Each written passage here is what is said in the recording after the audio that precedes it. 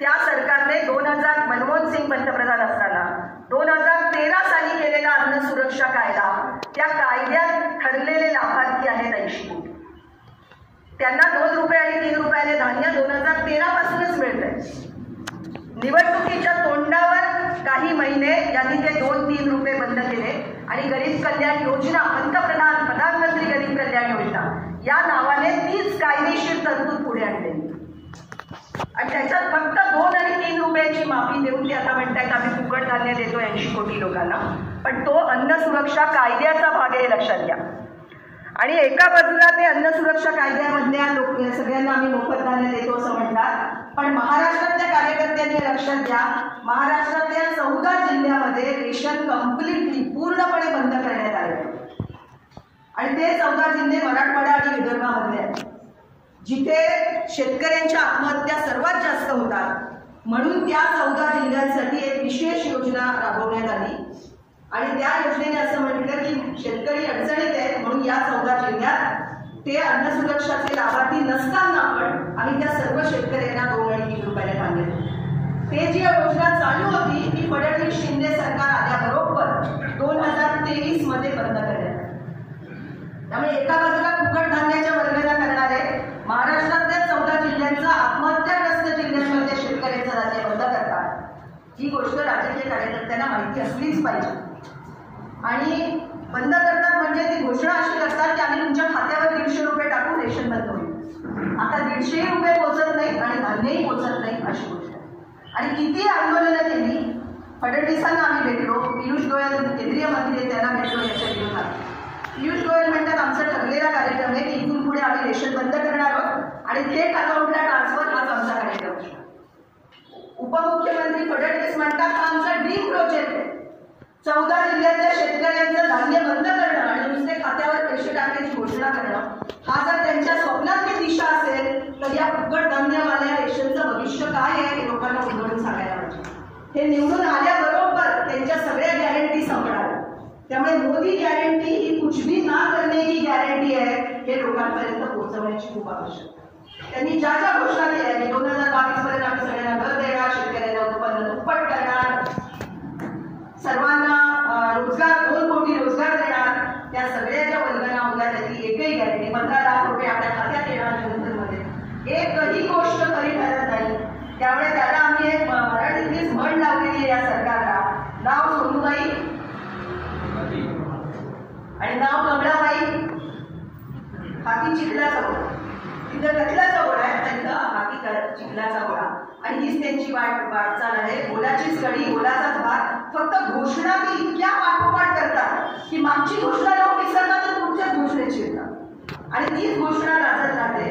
आतापर्यंत जाहिरातींवर कंपन्या चालत होत्या, पण आता जाहिरातींवर चालणारं हे एकमेव सरकार की ते फक्त जाहिरातींवर चालतं, कारण त्यांची जाहिरात करणाऱ्या फळ्याच्या फळ्या बसलेल्या आहेत, पेड फळ्या. प्रचार यंत्रणांमध्ये सुद्धा त्याच काम करतायत आणि त्या ज्या पद्धतीने पुढे निघालेल्या आहेत ते अतिशय घातक असं आहे. त्यांच्या मीडियामधल्या जाहिरातींवर केवढा खर्च केला जातो त्याचं एकच उदाहरण सांगितलं तुम्ही शोधा. महाराष्ट्राची आदिवासी विकास कर असलेली तरतूद गेल्या काही वर्षात 11,000 कोटींची कपात त्याला करण्यात आली आहे आणि ते 11,000 कोटी रुपये सरकारच्या जाहिराती करण्यासाठी वळवण्यात आले. त्यामुळे आदिवासी जे सर्वात खाली ठेवण्यात आलेले, ज्याला आपण दुर्बल घटक म्हणतो असेल, त्यांच्या वाट्याचा निधी सरकारच्या जाहिराती करण्यासाठी वळवला जातो. ही अतिशय गंभीर गोष्ट आहे. तर अशा अनेक गोष्टी आपण पुढे आणायला पाहिजेत या सरकारच्या. आणि ही जी सनसनाटी धोरणं ते जाहीर करतात त्याचा पर्दाफाश करायला पाहिजे. गॅस, उज्ज्वला गॅस योजना सगळीकडे त्यांची जाहिरात चालते. ज्या सबका साथ सबका विकास मध्ये जाहिराती केल्या जातात त्यातली महत्वाची उज्ज्वला गॅस योजना आहे. ग्रामीण भागात जी काम करते, विशेषतः आदिवासी पट्ट्यात काम करते. गॅस सिलेंडर त्यावेळेला गवगव केल्यामुळे लोकांनी धावत जाऊन घेतली आणि ती फुकट असणार असं सांगण्यात आलं, पण नंतर त्याचे पैसे वसूल करण्यात आले. आज ते सिलेंडर घरात पडून आहेत. तुम्ही अगदी छोट्या खेड्यांमध्ये पाड्यांमध्ये गेला तर त्या गॅस भरण्याची ऐपतच नाही, कारण 1100च्या वर गॅस गेल्यानंतर गॅस सिलेंडर नाही. तुम्ही त्याची एक पोस्ट सोशल मीडियावर पाहिली असेल की एक बाई सिलेंडरवर बसून स्वयंपाक करतायत आणि त्या असं म्हणतात की मोदीजींना मी खरोखर धन्यवाद देऊ इच्छिते, कारण आतापर्यंत मी उभं राहून स्वयंपाक करत होते, आता बसून कर. कारण ते गुडघे दुखतात म्हणून, आणि त्या सिलेंडरचा दुसरा काही उपयोग राहिलेला नाही, त्यामुळे मी फक्त सिलेंडरवर बसून स्वयंपाक करते. आणि ही वस्तुस्थिती आहे. त्यामुळे जलधन योजना, स्वच्छ भारत, उज्ज्वला गॅस योजना, make in India, digital India सगळ्या थापा आहेत. डिजिटल इंडिया म्हणतात, आणि आता इलेक्टोरल बॉन्डचं प्रकरण गाजल्यावर कोर्टाने जेव्हा स्टेट बँकेला सांगितलं की आम्हाला डेटा द्या, तर स्टेट बँक म्हणते 3 महिने लागतील, निवडणुकांनंतर आम्ही हा डेटा देऊ. डिजिटल इंडिया बनवणाऱ्या देशामध्ये एका क्लिकवर माहिती मिळते. ती क्लिकवर माहिती बँकेला मिळत असताना ते 3 महिने कशाला लागणार? पण सुप्रीम कोर्टाने दट्ट्या आणल्यानंतर मात्र हे त्यांनी माहिती दिली, आणि तो प्रचंड घोटाळा हा पुढे आता आणण्यात आला. तशीच मोठी पर्दाफाश करण्याची गोष्ट आहे ती म्हणजे 2022 पर्यंत सर्वांना घर मिळणार. त्यात त्यांनी कलावती बंडुरकर नावाच्या बाईची जाहिरात केली आणि सांगितलं की घर मिळालंय. त्या कलावती बाईच येऊन सांगतात पत्रकारांपुढे की मला अजूनही घर मिळालेलं. त्यामुळे त्यांच्या जाहिराती काय आहे, त्या जाहिरातीमधला दम सुद्धा काढण्यात आलेला आहे. त्यांनी इतिहासाची मोडतोड सुरू केलेली आहे, सर्व यंत्रणा कठपुतळ्यांसारख्या वापरत सुरू केलेल्या आहेत.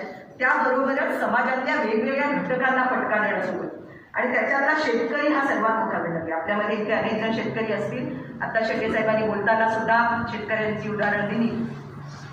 त्या शेतकऱ्यांसाठी 3 जुलमी कायदे ज्या पद्धतीने आणले गेले ते सरळ सरळ प्रचंड मोठ्या कॉर्पोरेटच्या हातात शेती सोपवण्यासाठी चालवलेली चाल होती, पण त्याला शेतकरी बळी पडले नाही. जसं मुस्लिम भगिनींनी आंदोलन देशभर केलं, तसंच शेतकऱ्यांनी केलेलं आंदोलन हे ऐतिहासिक आंदोलन. मला माहित नाही तुमच्यापैकी किती जण दिल्लीला साथ द्यायला किंवा ते आंदोलन बघायला सुद्धा दिल्लीत गेले. टीव्हीवर याचं फारसं काही दिसत नव्हतं, फक्त खंदक खणले आणि खेळे ठोकले वाटेवर, आणि त्यांचा ट्रॅक्टर यायला सुद्धा दिला नाही हे आपल्याला दिसत होतं. पण शेतकऱ्यांची प्रचंड गळचेपी त्या आंदोलनात केली गेली. पण त्याला न जुमानता 1 वर्षापेक्षा जास्त काळ शेतकरी दिल्लीच्या सीमेवर जाऊन बसतात, ही ऐतिहासिक गोष्ट आहे. आणि त्यांनी या हुकुमशाही सरकारला वटणीवर आणलं, गुडघ्यावर आणलं, आणि ते कायदे मागे घ्यायला लावले. ही शेतकऱ्यांची प्रचंड मोठी जीत आहे.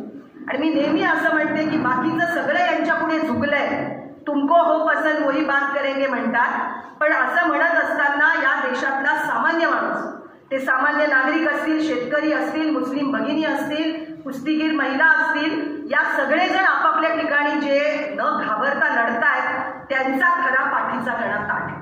ते यांच्यासमोर झुकलेले नाहीत, वाकलेले नाहीत, आणि ते लढाईच्या प्रवृत्तीमध्ये मला असं वाटतं की त्या सगळ्यांकडून आपल्याला शिकायची गरज आहे. आणि सर्व पक्षीय कार्यकर्त्यांनी यासाठी पणाला लावलं पाहिजे की या देशातल्या शेतकऱ्यांना, कामगारांना न्याय मिळवून द्यायचा असेल तर आपल्याला या निवडणुकीमध्ये भाजपचा पाडा करावाच लागेल. कारण जशी शेतकऱ्यांच्या हातातून शेती काढून देणं सुरू आहे, कामगारांसाठी असलेले 44 कायदे रद्द करण्यात आले, आणि ते 44 कायदे रद्द करून त्यांनी 4 श्रमसंहिता आणल्या, पण त्याचे रूल्स, नियम अजूनही केलेले नाहीत. त्यामुळे कामगारांच्या क्षेत्रात एक प्रकारची कायदेविहीनता, लॉलेसनेस म्हणतात तसं आलेलं आहे. कोणत्याही कायद्यानुसार आपल्याला दाद मागणं आता आणखीन कठीण झालेलं आहे. ही परिस्थिती आता आहे. शेतकऱ्यांच्या आंदोलनानंतर लखीमपूर खिरीमध्ये तिथल्याच एका मंत्र्याचा मुलगा गाडी घालतो शेतकऱ्यांच्या अंगावर, त्याच्यात काही शेतकरी चिरडले जातात, पण FIR दाखल होते. तर याचं क्रौर्य आणि त्या क्रौर्याला पाठीशी घालण्याची जी पद्धत आहे ती पण अतिशय क्रूर अशी आहे. आणि स्त्रियांवरच्या ज्या बलात्काराच्या गोष्टी मी सांगितल्या त्यातलं महत्त्वाचं उदाहरण बिल्किस बानो. किती जणांनी हे नाव ऐकलंय? बिल्किस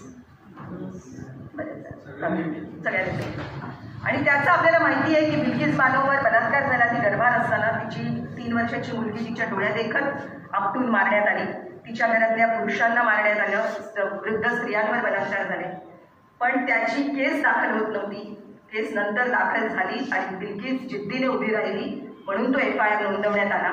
तो नोंदवण्यात आल्यावर गुन्हा सिद्ध झाला, गुन्हेगारांना सजा झाली जन्मठेपेची. पण हे सरकार सत्तेत आल्यानंतर या प्रकारचा अत्यंत क्रूर असा गुन्हा करणाऱ्या गुन्हेगारांना जन्मठेपेची शिक्षा कमी करून मुक्त केलं जातं. आणि कोणत्या दिवशी? 15 ऑगस्टला. या देशाच्या स्वातंत्र्य दिनी त्यांना मुक्त केलं जातं. आणि नुसतं मुक्त नाही, त्यांना बाहेर आल्यावर हार घालून त्यांचा सत्कार केला जातो. तुम्ही आणि मी माणूस म्हणून या गोष्टीकडे बघूया की कोणत्या संस्कृतीमध्ये धर्म वगैरे आपण नंतर बघू. मानवी संस्कृतीमध्ये बाईवर बलात्कार करणं, लहान मुलाला डोळा देखत मारणं, पुरुषांचे खून करणं, वृद्ध स्त्रियांवर बलात्कार करणं, हे हार घालून सत्कार करण्यासारखं कृत्य मानवी संस्कृतीच्या कोणत्या व्याख्येत बसतं. आणि हे स्वतःला म्हणतात की आम्ही पार्टी विथ डिफरन्स आहोत. हो आहेच, तुम्ही पार्टी विथ डिफरन्स आहात, कारण संस्कृती नावाची गोष्ट तुमच्याकडे उरलेली नाही. तुम्ही विकृतीकडे निघालाय, कारण तुम्ही निघालाय तसं नाही, हा देश विकृतीकडे तुम्ही निघताय. आणि या प्रकारची विकृती आम्हाला मान्य नाही, या प्रकारची मानवी संस्कृतीला पाठीमागे घालणारी धोरणं आम्हाला मान्य नाहीत असं म्हणत उभं करायला हवं. मी रायगड जिल्ह्यातल्या रोहा तालुक्यातलं उदाहरण देईन आणि पालघर जिल्ह्यातलं सुद्धा उदाहरण देईन. तिथे आता सावित्रीबाईंच्या स्मृतिदिनी महिला मेळावे झाले. त्या महिला मेळाव्यात जेव्हा हे मांडण्यात आलं आणि तिथे मी महिलांना हा प्रश्न विचारला, पालघरमध्ये पण आणि रोह्यात पण, की जे सरकार मणिपूरमध्ये आपल्या आदिवासी भगिनींची लाज राखू शकत नाही, त्यांचा सन्मान राखू शकत नाही, त्यांची विटंबना करतं आणि काहीच बोलत नाही, जे सरकार बिल्किस बानोच्या गुन्हेगारांना मुक्त करतं, ते सरकार जर आपल्या आया बहिणींना फुकट साड्या रेशनवर वाटणार असेल तर तुम्ही अशा सरकारकडून साड्या घ्याल का? आणि मला सांगायला अभिमान वाटतो, तिथे सर्वात जास्त लोकसंख्या आदिवासी आणि मच्छीमार महिलांची होती. 100% महिलांनी हात वर केले आणि म्हटलं की आम्हाला असल्या सरकारकडून साडी नको. आणि त्या साड्या आता गेल्या आठवड्यामध्ये आम्ही मोठा मोर्चा रोहा तहसीलदारांवर काढला. रेशन दुकानातून ज्यांनी त्यांनी साड्या आधीच घेतलेल्या होत्या, पण त्या साड्या मोर्चाने नेऊन शेकडो साड्या आदिवासी महिलांनी तहसीलदारांना परत केल्या की आम्हाला नको, कारण तुम्ही आमच्या बहिणींची लाज नाही राखू शकत. आणि मग कसल्या आम्हाला फुकट साड्या देतात. हा जो स्वाभिमान आहे ना कदम साहेब, हा स्वाभिमान महाराष्ट्राच्या भूमीत बीज म्हणून रुजलेला आहे. आणि त्यामुळे चिंता करायची गरज नाही, फक्त त्याला थोडं अंकुर फुटू द्या, त्यांना साथ द्या. मी तर महाराष्ट्रभर फिरती आहे आणि महाराष्ट्रभर तळागाळात जे वातावरण आहे हे वातावरण या पक्षाविरुद्धच्या प्रचंड असंतोष आहे, त्याच्या विरोधात प्रचंड राग व्यक्त करणार आहे. फक्त आता त्याला साथ घालायला हवी आहे आणि ती साथ महाविकास आघाडी आणि इंडिया आघाडीच्या सर्व नेत्यांनी जाऊन एकत्र घातली तर प्रचंड वातावरण बदलणार आहे. आणि माझी खात्री आहे की या महाराष्ट्रात, देशाच्या वेगवेगळ्या राज्यात काय घडेल आपण बघू, पण महाराष्ट्रामध्ये 10 सीट सुद्धा भारतीय जनता पक्षाला मिळणार नाही असं वातावरण तळागाळात आहे. माझी पक्ष कार्यकर्त्यांना ही साथ हाक आहे. आम्ही इंडिया आघाडी कामाला लागण्याआधीच गेल्या मार्चपासून कामाला लागतो, जागोजाग फिरतोय, ही हात घालतोय, ही साथ देतोय की काय म्हणणं आहे आपलं. आणि जनता उभी आहे, पण त्या जनतेला ठोस पर्याय समोर दिसण्याची गरज आहे आणि तो पर्याय महाविकास आघाडीच्या निमित्ताने उभा राहायला पाहिजे. पण ते करत असताना आता गीते साहेबांना निवडणूक सोपीच आहे, जिंकणारच आहे, अशा भ्रमात राहू नका अशी माझी हात जोडली आहे. कारण भाजपची मायक्रो मॅनेजमेंट ज्या पद्धतीने चालते इलेक्शनची, त्याला जर तोंड द्यायचं असेल तर कोणताही गाफीलपणा आपल्याकडून राहता कामा नये. आपण सगळ्यांनी एकजुटीने कामाला लागलं पाहिजे आणि सगळ्यांना एकत्र. रायगड लोकसभा मतदारसंघामध्ये दलित, बौद्ध, आदिवासी आणि मुस्लिम या चारींवर भाजपच्या नीतीचा सर्वात जास्त मारा. तो मारा ज्या समाज घटकांवर आहे त्यांचं प्रमाण रायगड लोकसभा मतदारसंघात 28%. आपला प्रयत्न असा पाहिजे की या 28%चं मतदान हे एक गठ्ठा त्यांच्यापर्यंत हे सगळं पोचवलं तर त्याला फाटे फुटणार नाही. पण तिकडे लक्ष देऊन आदिवासी पाड्यांवर आम्ही हवं तेव्हा जाऊ, मुस्लिम वस्त्यांमध्ये जायचीच गरज नाही, अशा प्रकारचं कृपया आपण करू नये. आपलं कुठलंही पाऊल गाफीलपणे पडता कामा नये. या सगळ्यांपर्यंत आपण पोचलं पाहिजे. आणि एक उदाहरण मी मुद्दाम इथे मुस्लिम बांधव आहेत म्हणून देईन की भारतीय संविधानाची आपण शपथ घेतली आणि संविधानाचं प्रचंड मोठं श्रेय आपण बाबासाहेब आंबेडकरांना देतो आणि ते निर्विवाद आहे. कारण त्यांनी ज्या प्रकारे एक स्वप्न पाहिलं, एक व्हिजन त्यांच्या समोर होती आणि त्या दूरदृष्टीतून संविधान जन्माला आलंय. पण ते संविधान बनवणारी संविधान सभा 299 सदस्यांची होती आणि त्या 299 सदस्यांमध्ये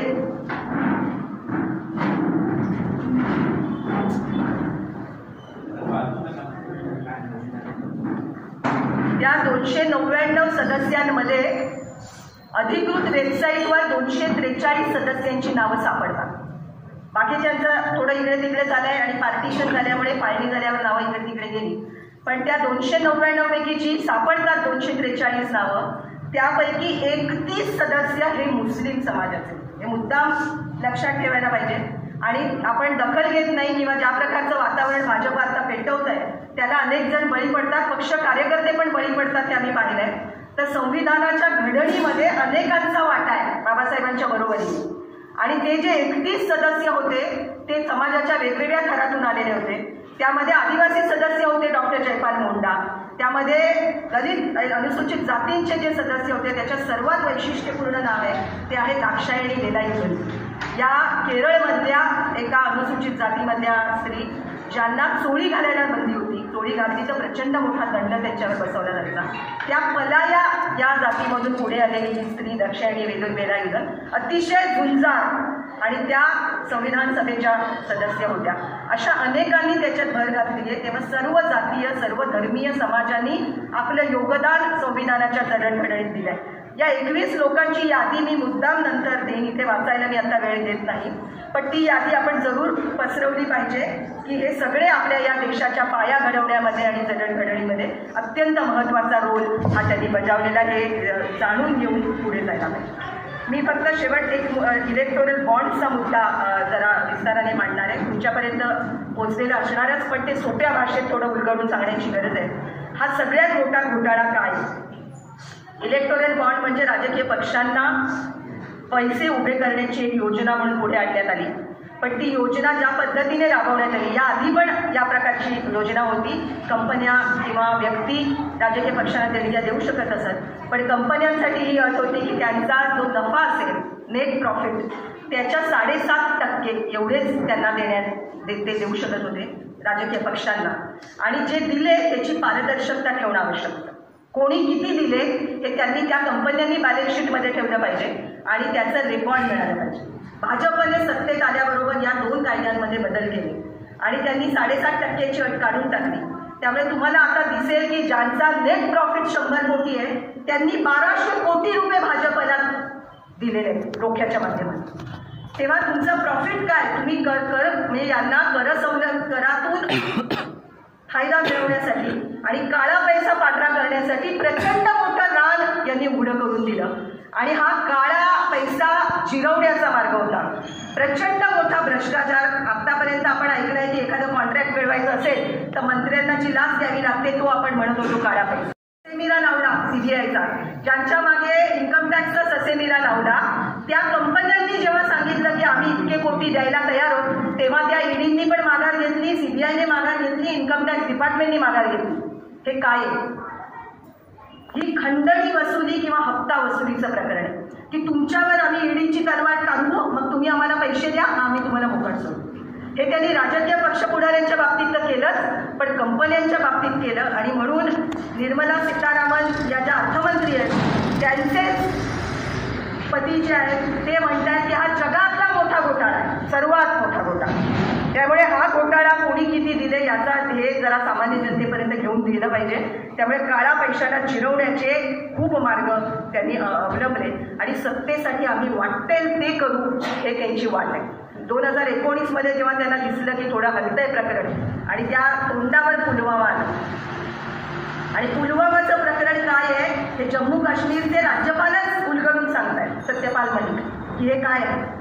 आणि हे मुद्दाम घडवून आणण्यात आलं निवडणुकीच्या तोंडावर देशप्रेमाची लाट घडवून आणण्यासाठी, हे तेच स्वतः सांगतात. तेव्हा आता जे सरकार आहे ते खतरनाक का आहे हे सांगण्यासाठी मी धावती फक्त ही उदाहरणं घेतली. पण याच्यामध्ये हे लक्षात ठेवलं पाहिजे की ही सगळी वाट म्हणजे समतेचं तर खूप लांब गेलंय स्वप्न. कारण भाजपच्या कारकिर्दीमध्ये विषमता ज्या प्रचंड मोठ्या प्रमाणात वाढली आहे, त्यात 50% गरिबांकडे फक्त 3% संपत्ती आहे देशाची आणि सर्वात जास्त श्रीमंत 5%कडे 62% संपत्ती एकवटलेली. आणि ही वाट खुली करून दिली आहे ती भारतीय जनता पक्षासारख्या पक्षाने. आपल्या देशावर आज 85 लाख कोटीचा बोजा आहे जो तुमच्या माझ्या खांद्यावर आहे. आणि या अशा वातावरणामध्ये वृक्षक विकास आणि बुलडोजरच्या भयाखाली विकास आकार घेतोय जो तुमच्या माझ्यासाठी विकास नाही आहे. खाजगीकरण मोठ्या प्रमाणात चालू आहे. अनेक फायद्यात असणाऱ्या, नफ्यात असणाऱ्या पब्लिक सेक्टरमधल्या कंपन्या या किरकोळ भावाने विकल्या जात आहेत आणि त्याच्यामुळे सुद्धा बेरोजगारी वाढते. महागाई आहे, बेरोजगारी आहे, हे सगळं सावट आपल्यावरती सगळ्यांवरती आहे. आणि या सगळ्या वातावरणात आपण निवडणुकीला सामोरं जातोय. त्यामध्ये हे वास्तव घेऊन जनतेपुढे जाऊया. आज सोशल मीडिया त्यांच्याच आवाक्यात आहे ज्यांच्याकडे स्मार्टफोन आहे. आणि स्मार्टफोनची आकडेवारी अशी आहे की या देशामध्ये फक्त 54 कोटी लोकांकडे स्मार्टफोन आहे. 140 कोटींच्या देशात असे असंख्य अजून आहेत जे स्मार्टफोन बघू शकत नाही. आणि ते सर्वसामान्य आहेत. ते छोटे शेतकरी आहेत, अत्यल्पभूधारक आहेत, ते कष्टकरी आहेत, ते संघटित कामगार आहेत, ते फेरीवाले आहेत, ते जागोजागी. आणि तो आपल्यासाठी खरा वर्ग आहे जिथे आपण पोचण्याची गरज आहे. एक एक मतदारसंघ पिंजून काढूया. आज आम्ही माझं मांडणी संपल्यानंतर नागेश जो तुमच्याबरोबर एक थोडासा कृती कार्यक्रम घेणार आहे त्याच्यामध्ये हेच करायचं आहे की हा भाग पिंजून काढण्यासाठी आपण काय करणार. ईव्हीएमचं सावट डोक्यावर आहे.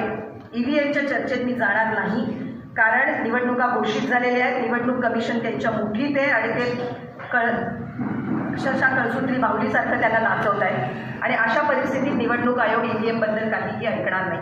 सुप्रीम कोर्टात केस गेली अनेक वर्ष आहे, तिथे काय घडतं ते आपण बघूया. पण आत्ता आपल्या हातात असलेली गोष्ट काय, आम्ही मतदानावर बहिष्कार टाकू जर ईव्हीएम असेल तर ही भाषा ताबडतोब बंद झाली पाहिजे. आणि हे अनेक तज्ज्ञ सांगतायत. त्या तज्ज्ञांच्या वतीने त्यांनी जो आम्हाला दिलेला सल्ला आहे तो मी तुमच्यापर्यंत आणते.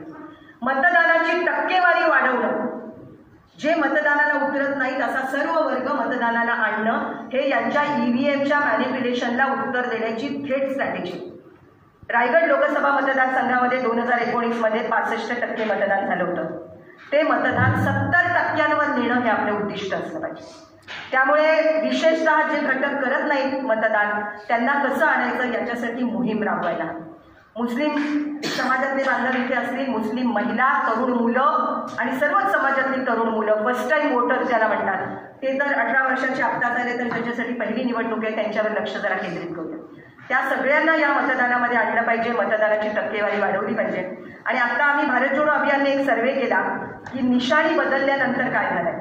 शिवसेनेची निशाणी धनुष्यबाण आतापर्यंत होती, पण आता मूळ शिवसेना, आपण सगळे त्याला मूळ शिवसेनाच म्हणू कारण जिथे आईबाप समोर असतात त्या आईबापांनाच खोटं पाडून मूल पळवलं जातं. त्या खोटेपणाकडे आपण जाणार नाही. सामान्य नागरिकांच्या दृष्टीने उद्धव बाळासाहेब ठाकरेंची शिवसेना हीच खरी आणि मूळ शिवसेना आहे. त्यामुळे चिन्ह बदललेलं असलं तरी मशाल ही जी निशाणी आहे ती निशाणी किती लोकांपर्यंत पोहोचली याचा टेलिफोनिक सर्वे आम्ही सगळ्या मतदारसंघात केला जिथे जिथे शिवसेनेची सीट घोषित झालेली आहे. आणि तिथला आमचा डेटा आम्हाला असं सांगतो की राज्याच्या स्तरावर 52% लोकांना निशाणी पोचलेली नाही. त्यातल्या 27% लोकांना धनुष्यबाणच वाटतंय अजून. आणि त्यातल्या उरलेल्या जे काही 23-24% आहेत त्यांना निशाणीच माहीत नाही. आणि रायगड लोकसभा मतदारसंघाची आकडेवारी अशी आहे की 40% लोकांकडे निशाणी पोचलेली नाही. तर हा गंभीरपणे घ्यायचा इशारा आहे. आणि हे टेलिफोनिक सर्वे म्हणजे ज्यांच्याकडे टेलिफोन आहे त्यांच्यापर्यंतच केलेला सर्वे आहे. जर टेलिफोन सुशिक्षित जाणत्या लोकांकडे असं आपण धरून चाललो तर त्यांना सुद्धा जर त्यांच्यामधलं प्रमाण 40%चं आहे तर तळागाळात हे प्रमाण आणखीन वाढेल. तेव्हा निशाणी पोचवण्यासाठी काय करायचं हे सुद्धा आपल्याला ठरवावं लागेल आणि त्याची कृती घेऊन पुढे गेलं पाहिजे. त्यामुळे आपली घोषणा, त्यांच्याकडे प्रचंड नोटा आहेत, प्रचंड पैसा आलेला आहे, करोडो रुपया त्यांनी इलेक्टोरल बॉन्डच्या माध्यमातून मिळवला आहे. तर तेव्हा ते पैसे फेकतील, आपण लोकांपर्यंत हे घेऊन जाऊ की त्यांच्या नोटा असतील, आमच्याकडे जिगर, त्यांच्याकडे खोटेपणा असेल, आमच्याकडे सत्य आहे. आणि ते सत्य काय हे उघड करत लोकांसमोर जाण्याची आवश्यकता आहे. आणि स्वातंत्र्याच्या अमृत महोत्सवी वर्षात हे सत्तेत होते. 2025 हे संविधानाचं अमृत महोत्सवी वर्ष आहे. संविधानाला 75 वर्ष तेव्हा पूर्ण होती. संविधानाच्या अमृत महोत्सवी वर्षात हे सत्तेत राहता कामा नयेत असा एल्गार महाराष्ट्रातून उभा राहिला पाहिजे. आणि महाराष्ट्रात असं राज्य आहे जे ही घोषणा देऊ शकतं, जे छत्रपती शिवाजी महाराजांची भूमी म्हणून ओळखली जाते, डॉक्टर बाबासाहेब आंबेडकरांची कर्मभूमी आहे, महात्मा फुले आणि सावित्रीबाईंची कर्मभूमी आहे. एवढ्या सगळ्यांची पुण्याई आणि प्रत्यक्ष काम ज्या भूमीत आहे तिथल्या पुढच्या पिढ्या आपण शिवाजी महाराजांच्या मावळ्याचे वंशज आहोत. आणि नुसतं आपण इतिहास गौरव याचा करून आणि शिवराय जय भीमराय म्हणून चालणार नाही. आता प्रत्यक्षात त्याच्याबद्दलचं काही काम करायची जबाबदारी आपल्या खांद्यावर येऊन पडली. त्यामुळे आपण सगळेजण त्या मावळ्यांचा इतिहास, त्या संतांचा इतिहास फक्त पुस्तकातून वाचूया नको. आजची वेळ आपल्या पिढीने इतिहास घडवण्याची वेळ. तेव्हा या कर्तव्याला सामोरं जाऊया. पुढच्या पिढ्या आपल्याला सवाल विचारतील की संविधान संपवायला हे आले तेव्हा तुम्ही करत काय होता. तेव्हा आपल्याला लाजेने खाली मान घालावी अशी वेळ येऊ नये. आपल्याला असं सांगता आलं पाहिजे की आम्ही उभे होतो, आम्ही आमचा स्वार्थ न बघता या कामामध्ये उतरलो आणि आम्ही भिडलो. यांची भीती होती, दहशत होती, तरी भिडलो आणि सत्य घेऊन सामोरं गेलो.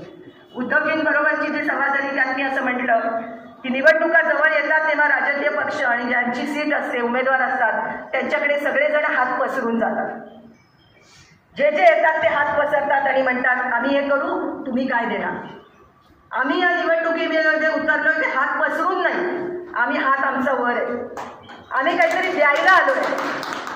हे बळ, हे विचारांचं बळ आहे, हे प्रत्यक्ष कामाचं बळ आहे, हे जनचळवळीचं बळ आहे.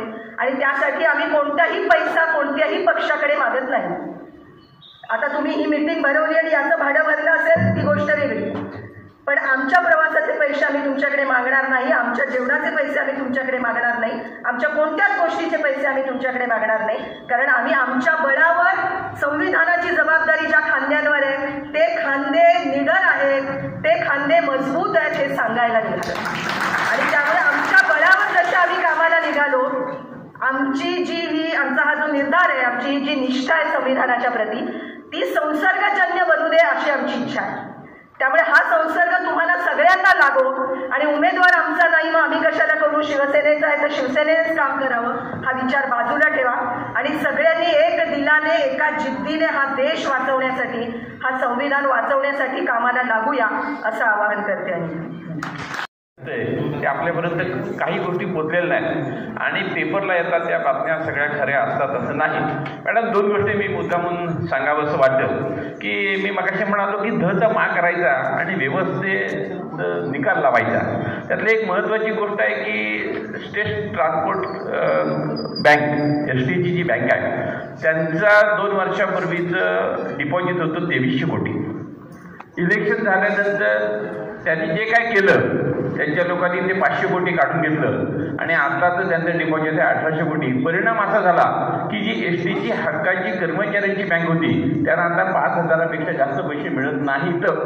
आणि ही वाईट गोष्ट आहे, हे आपण सर्वांना सांगितलं पाहिजे. जसं दुसरी एक महत्त्वाची गोष्ट आहे की पंजाबमध्ये जे शेतकऱ्यांचं आंदोलन झालं त्याचा मोठा परिणाम अमृतसर डिस्ट्रिक्ट कोऑपरेटिव्ह बँकेवर झाला. मी त्या बँकेला मुद्दामून भेट दिली होती आणि जवळजवळ 79 शाखेतल्या 17 शाखा बंद आहेत आणि 937 कोटी रुपयाचा संचित तोटा आहे. आणि लोकांची व्यवस्था बिघडवायची, धर्माच्या नावाने लोकांना नादाला लावायचं, उपजीविकेचे साधनं हिसकावून घ्यायची. ह्या वर्षी गव्हाचं उत्पादन मोठ्या प्रमाणामध्ये कमी आहे आणि हे आपण सगळ्यांनी लक्षात घेतलं पाहिजे. यानंतर मॅडम तुम्हाला धन्यवाद एवढ्यासाठी देतो की लोकांशी तुम्ही बोला, लोकांच्या भाषेमध्ये बोला आणि लोकांना समजेल असं सांगितलं. त्यामुळे लोकांना हे निश्चित त्यांच्या मनापर्यंत पोहोचलेलं आहे.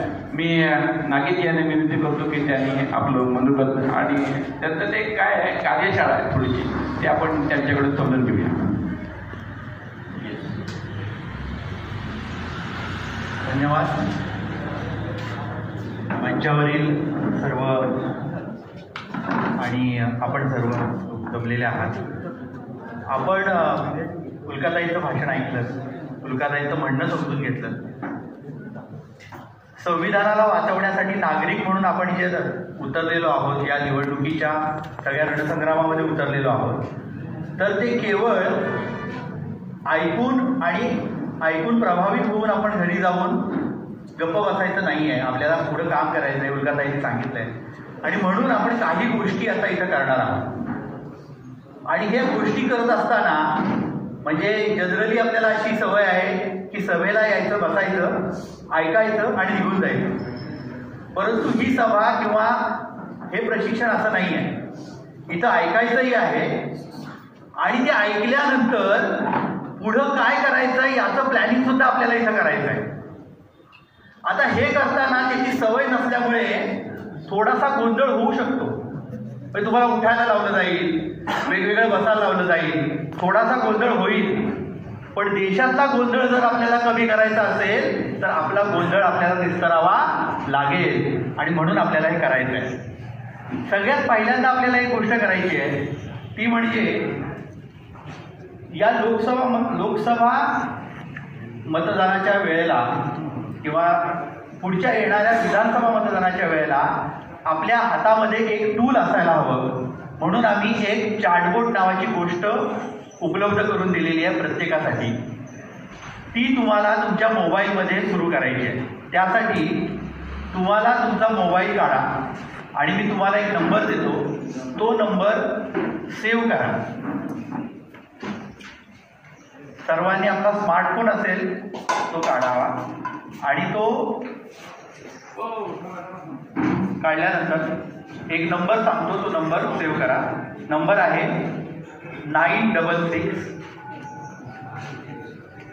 77 17 211.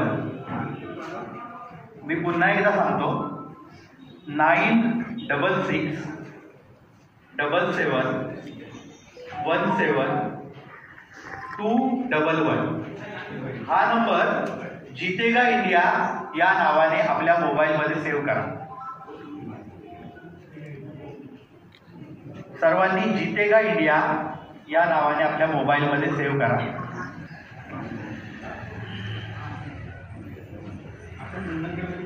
बरोबर. ज्यांनी आधी केलेलं आहे त्यांनी करू नका, कारण काही बैठका झाल्या होत्या तेव्हा हे केलं होतं, परंतु आता जास्त लोक असल्यामुळे सेव्ह केल्यानंतर तुम्हाला तुमच्या व्हॉट्सअपमध्ये जायचं आहे. व्हॉट्सअपमध्ये सर्च करायचं आहे जे नाव तुम्ही आता सेव्ह केलं होतं जितेगा इंडिया, ते नाव व्हॉट्सअपमध्ये तुम्हाला सर्च करायचं आहे.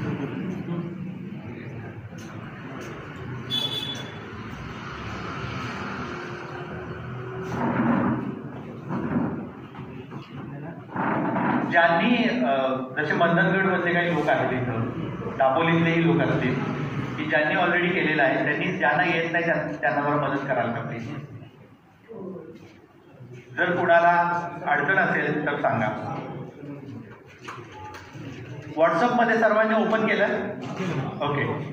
ओपन केल्यानंतर जितेगा इंडिया जर लगेच ओपन होत नसेल तर एखाद मिनिट थांबा.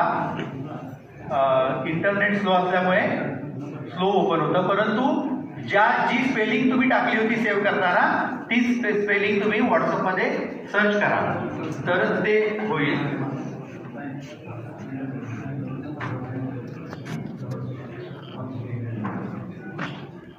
नंबर परत सांगू का?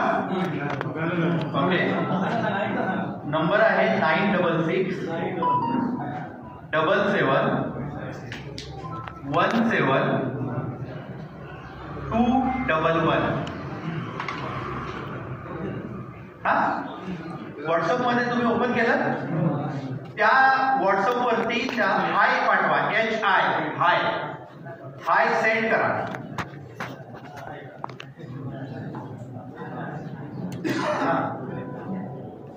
एक स्पष्टीकरण करतो, कारण मगाशी बोलण्यामध्ये आलं की बातम्या ज्या येतात त्या सगळ्याच खऱ्या असतात, तसं नाही. असा मूळ उद्देश कुठल्या पत्रकारांना दुखवणे वगैरे नंतर दापोलीमध्ये तशी काही परिस्थिती नाही. पण एकंदरीत इन जनरल काही जे देशामध्ये चाललंय त्याच्याबद्दलच मी बोलू. तर पत्रकारांना खरं तर दुखवणं हा मुद्दा नव्हता, पण तसं वाटलं म्हणून बोललो. पत्रकारांना तसं वाटत नसेल तर मी माझे शब्द मागे घेतो.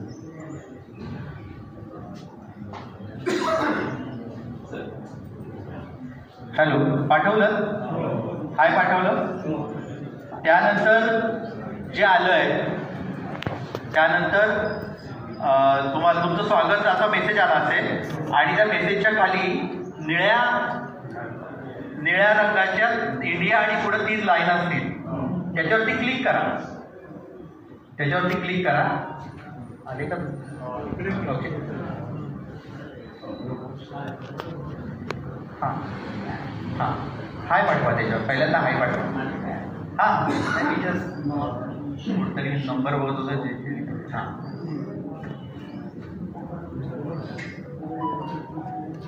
त्या इंडिया याच्यावरती क्लिक करा. हां क्लिक केल्यानंतर तुम्हाला पश्चिम सिलेक्ट करायचं आहे आणि खाली सेंडचं बटन येईल. तिथं सेंडवरती टाकून तुम्हाला ते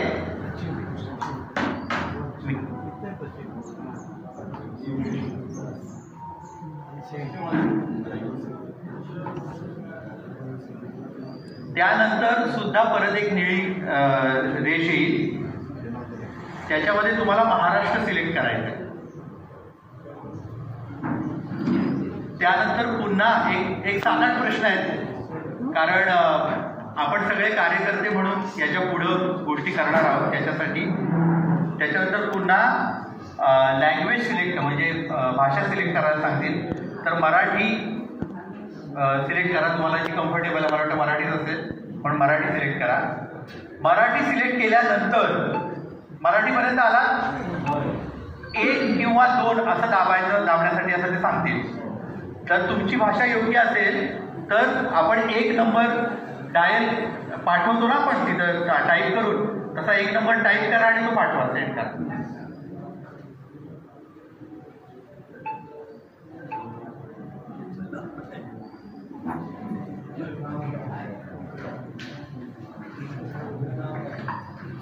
तुमचं नाव लिहा.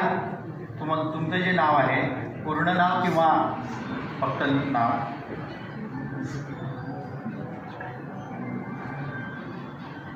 जरा उद्धट प्रश्न आला ना, तुझं नाव काय?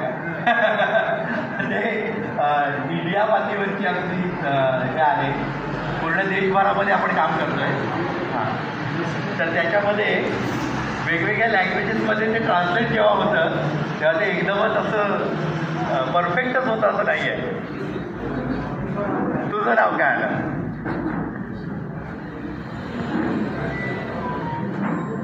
नाव टाकलं, नाव टाकून पाठवून द्या.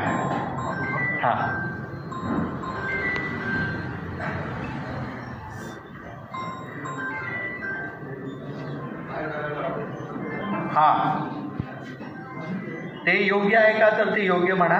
आणि मग त्याच्यानंतर तुम्हाला काय करायला आवडेल जे आलेलं आहे त्याच्यावरती क्लिक करा की तुम्ही काय कराल. जमिनीवरती काम कराल, सोशल मीडियाचं काम कराल, काय कराल हे जरा त्याच्यामध्ये तुम्ही क्लिक करा. त्याच्यावरती कुठलं काम तुम्ही कराल ते सेंड करा.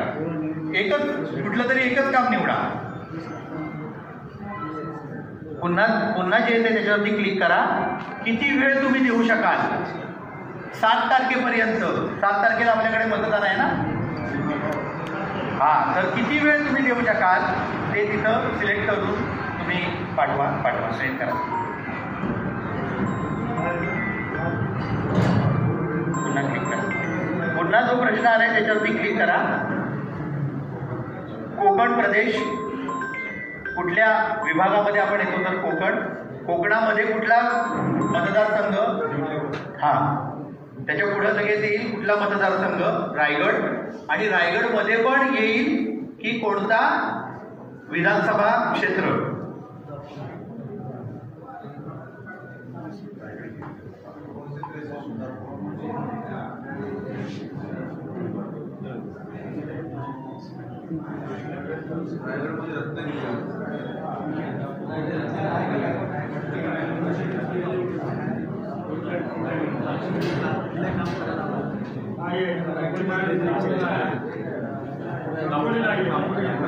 ठीक आहे. सर्वात शेवटचा कुठला आलाय तो सिलेक्ट करा.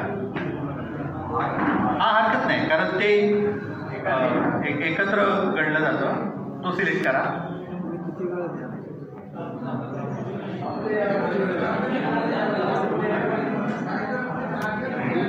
ठीक आहे. मतदारसंघामध्ये येतं, जिल्ह्यामध्ये येत नाही. पण म्हणून तुम्ही सर्वात शेवटचा जो आहे मतदारसंघ तो सिलेक्ट करा. आपण ते कन्सिडर केलं जाईल. तुम्ही इंस्टाग्रामवरती आहात का, तुम्ही फेसबुकवरती आहात का, तुम्ही व्हॉट्सअपवरती आहात का. व्हॉट्सअपवरती जर आहात पण तर ते होय नाही जे काय आहे ते टाका. ट्विटर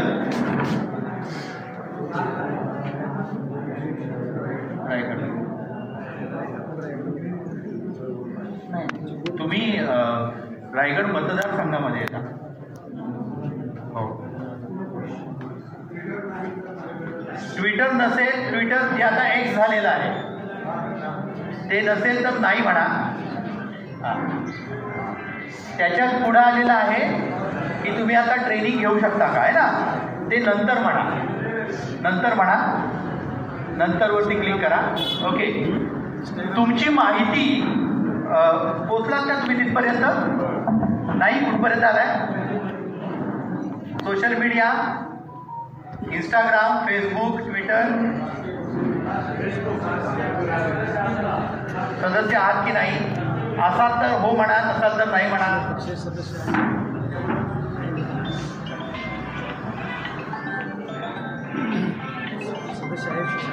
ठीक आहे. ओके, आता ज्यांनी आधी रजिस्टर केलं होतं आणि ज्यांनी आता रजिस्टर केलंय त्या सगळ्यांनी, त्यांनी बाकीच्यांनी पण ते उघडा परत. जिथे काही द्या. हा, बरोबर बरोबर, तुम्ही त्या स्टेजला, बरोबर आहे, बरोबर, ट्रेनिंगच्या स्टेजला. हा, ज्यांनी पूर्वी केलेलं आहे रजिस्ट्रेशन त्यांनी सुद्धा आपल्या जिथे काही इंडियाचं अकाउंट उघडा आणि तिथं नाही, तुम्ही आता आज तिथं थांबा. जे आता करत होते त्यांनी तर थांबा. जे पूर्वी ज्यांनी केलेलं आहे त्यांच्यासाठी सांगतोय मी की त्यांनी ते अकाउंट उघडा. आणि ज्यांनी आता रजिस्ट्रेशन केलेलं आहे, पूर्ण झाले का? काही पूर्ण झालं तुमचं?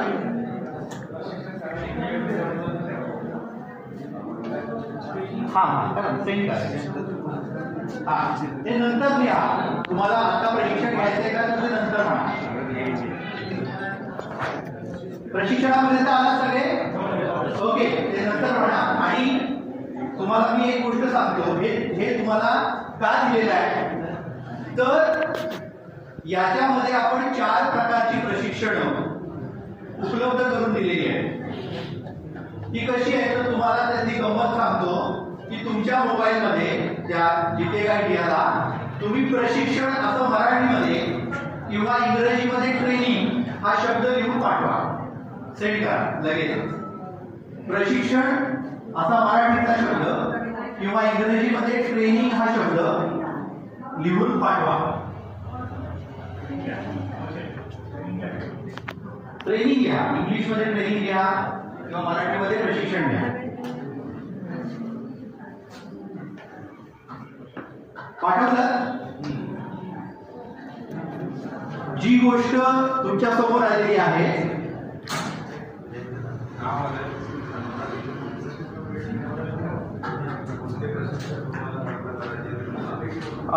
स्पेलिंग बरोबर असायला पाहिजे, म्हणून प्रशिक्षण किंवा ट्रेनिंग व्यवस्थित जर लिहिलं तरच ते येईल.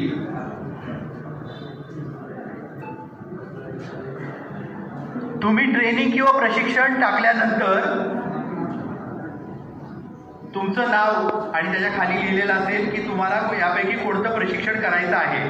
त्याच्यावरती क्लिक केलं की तुम्हाला मिसिंग वोटर ॲप, मतदार नोंदणी, व्हॉट्सअप ग्रुप आणि स्वयंसेवक भरती अशा 4 प्रकारचं ट्रेनिंग. सगळ्यांचं लक्ष आहे? हा, या 4 प्रकारचं ट्रेनिंग याच्यामध्ये उपलब्ध आहे. म्हणजे काय आहे याची एक तुणूक बघण्यासाठी तुम्ही त्यापैकी सगळ्यात पहिला जो ऑप्शन आहे मिसिंग वोटर ॲप, त्याच्यावरती क्लिक करा आणि सेंड करा. सगळ्यात पहिला जो ऑप्शन आहे मिसिंग वोटर ॲप, त्याच्यावरती क्लिक करा आणि सेंड करा. हा, लिंक आली, बरोबर आहे. ही जी लिंक आहे या लिंकला जर तुम्ही ओपन केलं तर तुम्हाला कळेल की मिसिंग वोटर्स कसे शोधायचे, त्याचा ॲप तुमच्या मोबाईलमध्ये कसा डाउनलोड करायचा आणि कशा पद्धतीने तुम्हाला ते मिसिंग वोटरना परत रजिस्टर करता येईल हे त्याच्यात तुम्हाला मिळेल. सेम गोष्ट मतदार नोंदणी नवीन कशी करायची ते सुद्धा त्याच्यात मिळेल. मी तुम्हाला आता हे याच्यासाठी सांगतोय की आता थोड्या कालावधीमध्ये बंद होईल मतदार नोंदणी, पण विधानसभेसाठी आपल्याला ते महत्त्वाचं आहे. त्यामुळे आता तुमच्याकडे हे टूल घेऊन ठेवा. प्लस फक्त लिंक नाही तर तुम्हाला व्हिडिओ पण आला असेल. तो व्हिडिओ पण तुम्ही बघू शकता की कसं करायचं आहे, बरोबर आहे. अशा 4 प्रकारचं ट्रेनिंग त्याच्यामध्ये उपलब्ध केलेलं आहे. नाही आलं? तुम्ही काय क्लिक केलं? क्लिक केलं, सेंड केलं, हा 2 वेळा केलं तरी नाही आलं. बाकीच्यांना आलंय तुमच्याकडे. नंतर आपण बघूया प्रत्यक्ष काय अडचण असेल तर. काय अडचण नाही, ते सगळ्यांना सेमच आहे. तर तुमच्याकडे असं 4 प्रकारचं, ज्याच्यामध्ये सगळ्यात पहिलं आहे की मिसिंग वोटर कशी शोधायचे, परत रजिस्टर कसे करायचे. दुसरं मतदार नोंदणी कशी करायची याचं त्याच्यामध्ये ट्रेनिंग आहे. तिसरं व्हॉट्सअप ग्रुप QR कोडद्वारे कसे बनवायचे. म्हणजे आपण जनरल व्हॉट्सअप ग्रुप बनवतो ते 256 लोकांचे होतात. लिंकद्वारे QR कोडद्वारे जे व्हॉट्सअप ग्रुप बनतात ते 1000 पेक्षा जास्त लोकांचे होतात. आणि तिसरं आपल्याला जे सर्वात महत्त्वाची गोष्ट लागणार आहे ती म्हणजे स्वयंसेवक, ते कसे गोळा करायचे, त्याचं मॅनेजमेंट कसं करायचं, याचं सुद्धा प्रशिक्षण त्याच्यातच दिलेलं आहे. त्यामुळे तुमच्या हातामध्ये आता 4 प्रकारच्या प्रशिक्षण आहेत जे समजून घेऊन तुम्ही तुमचं काम करू शकता. ठीक आहे? हा, ही एक गोष्ट आता आपण केलेली आहे. हा, नंतर तुम्ही करा. तुम्हाला जेव्हा वेळ असेल त्यावेळेला ते बघून तुम्ही समजून घेऊन प्रत्यक्ष कामाला लागा. ते काम कसं करायचं याच्यासाठीचं काम थोडं पुढचा अर्धा तास आपल्याला करायचं आहे. थोडासा पेशन्स ठेवा, कारण त्याची गरज आहे. नाहीतर मग फक्त भाषण ऐकणं, घरी जाणं, आपलंच फक्त मत देणं एवढं होईल. त्याच्यासाठी बॅनर लागेल, बैठक व्यवस्था लागेल, स्पीकर लागेल, कदाचित वाहन व्यवस्था पण थोडीशी लागेल. संभाव्य दिनांक आहे 10 एप्रिल ते 25 एप्रिल. नंतर पंचायत समिती गणवार सभा घेणार आहोत तुम्ही. त्याच्यासाठी सुद्धा बॅनर, बैठक व्यवस्था, स्पीकर, वाहन व्यवस्था याची गरज लागणार आहे.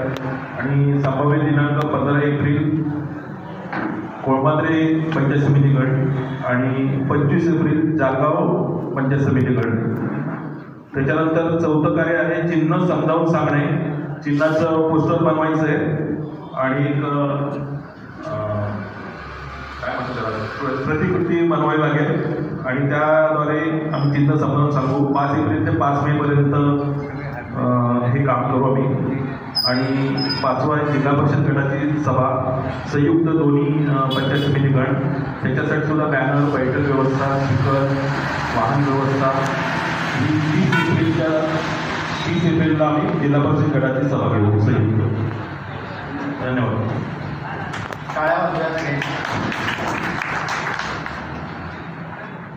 जिल्हा परिषद पालघर गट 5 एप्रिल ते 15 एप्रिल. प्रबोधन पर मार्गदर्शन गावोगावी जाऊन बॅनर, पोस्टर्स, आव्हानपत्र की वाहन व्यवस्थेची आवश्यकता आहे. 15 एप्रिल ते 20 एप्रिल महिला मेळाव्याचं आयोजन जिल्हा परिषद गटाकडून. त्याच्यात पंचायत समितीचा समावेश असेल. 21 एप्रिल ते 30 एप्रिल निशाणीचा प्रचार आणि प्रसार प्रत्येक गावात जाऊन केला जाईल आणि त्या दिवसानं गटचर्चा असं नियोजन केलं.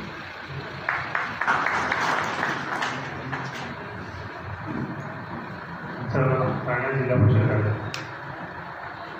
जास्तीत जास्त समस्यांबद्दलची नियोजन करत असताना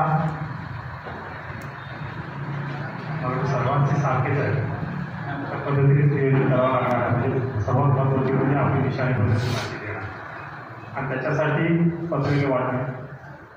आणि हे देत असताना मग अशी जसे माझे काही जरा सांगितलं तर सरकारच्या दृष्टीच्याबद्दल धोरणे जी झालेली आहे त्याचा परिणाम आपल्याला कसा होणार आहे त्याच्याबद्दलची माहिती आणि गावभेट कार्यक्रमाच्या माध्यमातून ते देणं, प्रत्येक गावात जाऊन भेट देणं.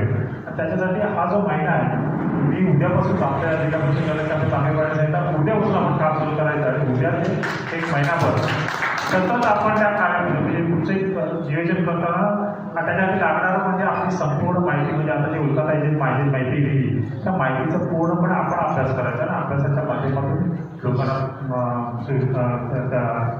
त्या महिनाभर प्रशिक्षित करायचं. अशा पद्धतीचे कार्यक्रम घेतले, गावभेट कार्यक्रम घेतलेले आहेत. पत्रके पॅनल असे सगळं गोळा करून आपण लोकांपर्यंत जायचं.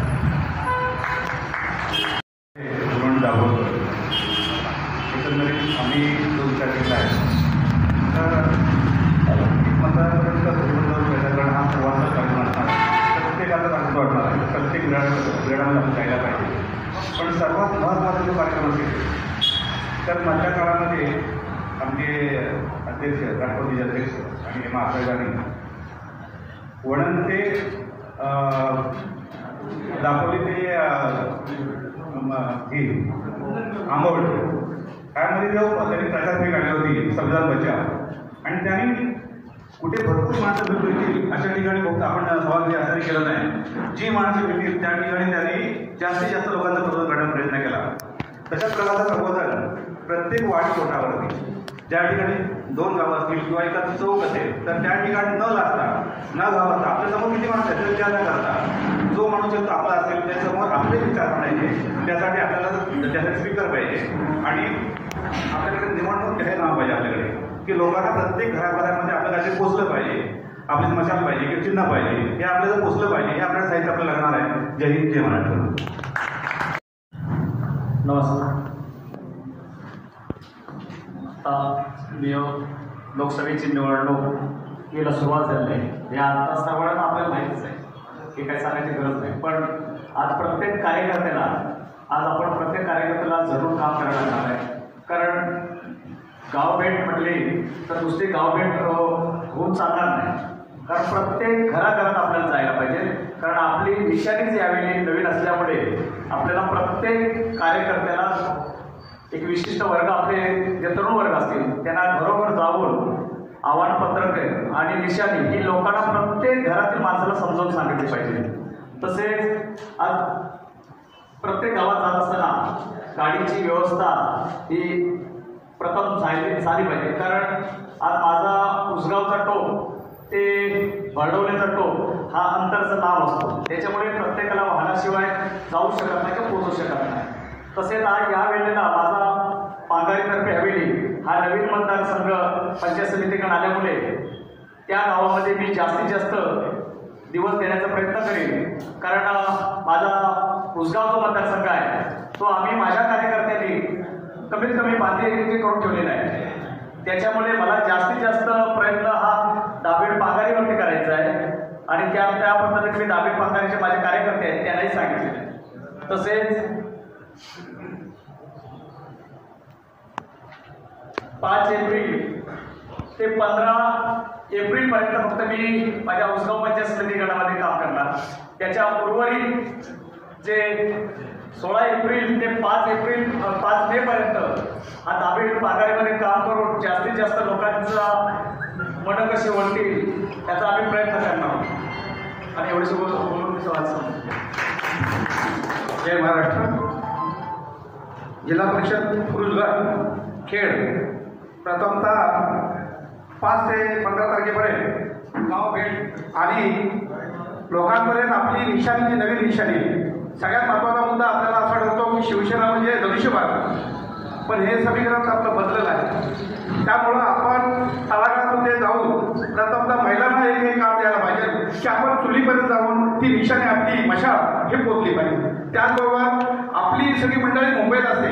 मला वाटतं माझ्या विभागामध्ये किमान आमचे तालुका प्रमुख किती आहे किमान 60% लोक जे मुंबईला राहतात त्यांची सुद्धा गाडीची व्यवस्था होणे गरजेचं आहे. त्याचं सुद्धा आम्ही नियोजन करणार आहोत.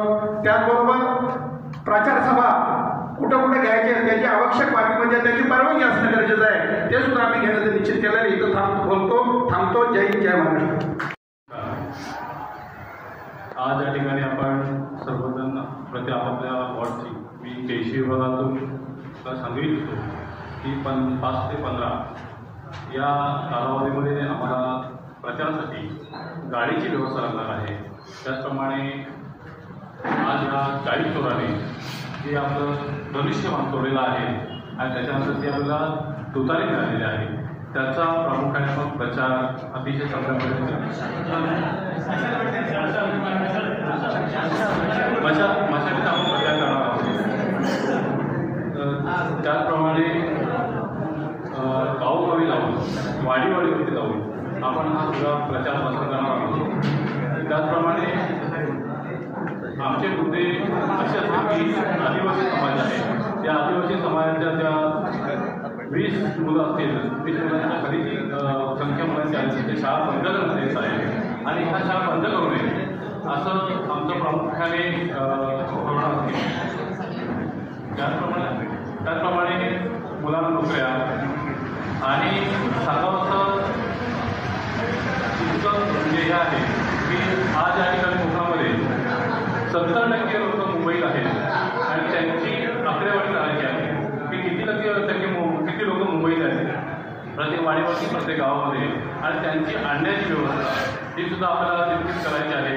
या सगळं नियोजन आम्ही करणार आहोत. एवढं या ठिकाणी सांगतो जय जवान. दिवसात त्याने तुम्हाला वडापाव पण मिळणार नाही, पण त्याच अगेन्स्ट तुमचं जे पेट्रोल वाढलं 2014 पासून ते आतापर्यंत ते पेट्रोल किती रुपयांनी वाढलं बरोबर? 10 वर्षात तुम्ही त्याचे किती पैसे दिले? जवळजवळ 75-76 रुपयापर्यंत भरले त्याचे एक्स्ट्रा पैसे पेट्रोलचे बरोबर. त्याच्या व्यतिरिक्त जीएसटी वाढला, प्रत्येकाला 18% काय पण घ्यायला तिकडं घ्यायला 18% जीएसटी लागतो. त्याचे पैसे किती होतात? हा पैसा तुम्हाला 6,000 रुपये देतात ते काहीच नाही त्या मानाने. हे सगळं आपल्याला त्यांना आकडेवारी पाठवून द्यायला लागेल.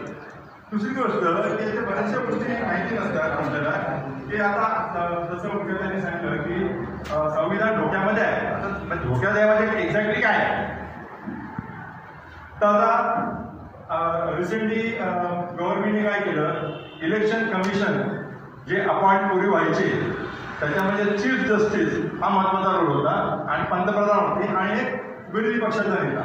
तर त्याच्यामध्ये त्यांनी चीफ जस्टिसला बाजूला काढलं आणि पंतप्रधान, एक कॅबिनेट मिनिस्टर आणि एक अपोजिट मिनिस्टर